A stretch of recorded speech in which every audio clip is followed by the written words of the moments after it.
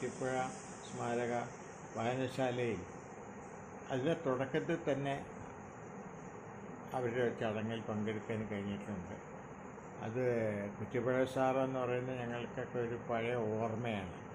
ഞാൻ UC കോളേജിൽ പഠിക്കുന്ന കാലത്ത് എൻ്റെ വിഷയം ഹിന്ദി ആയിരുന്നെങ്കിലും ഞാൻ പലപ്പോഴും അദ്ദേഹത്തിൻ്റെ ക്ലാസ്സിൽ പോയിരുന്നിട്ടുണ്ട്. കാരണം അതൊരു വലിയ അവാച്യമായ അനുഭൂതി എന്ന് പറയാം. കാരണം ഞാൻ ആദ്യമായിട്ട് കാണുന്ന ഒരു പണ്ഡിതൻ അങ്ങേരെയാണ്.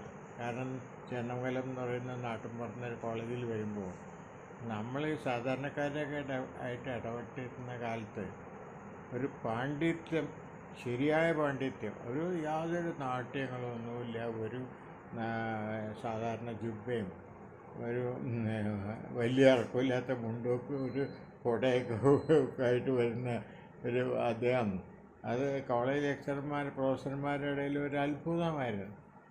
അപ്പം അതുപോലെ ഒരു പ്രകൃതമായ ആരോടും അധികം അടുക്കില്ല. എനിക്കൊന്നും അദ്ദേഹത്തിന് യാതൊരു പരിചയമൊന്നും ഉണ്ടായില്ല. മാത്രമല്ല ഞാൻ എഴുതാനും തുടങ്ങിയിട്ടില്ല.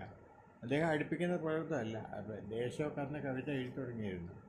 അപ്പം എന്തായാലും കുറ്റിപ്പുഴ സാറിൻ്റെ പേരിലുള്ള അടുവശ്ശേരിയിലെ ഈ വായനശാല അദ്ദേഹത്തിൻ്റെ 125ാം ജന്മവാർഷികമാണ് അടുത്ത കൊല്ലം. ഈ 124 തൊട്ടുള്ള ഒരു വർഷം ഒരു പ്രത്യേക വാർഷികമായിട്ട് ആഘോഷിക്കുന്നു എന്നുള്ള കാര്യത്തിൽ വളരെ സന്തോഷമുണ്ട്.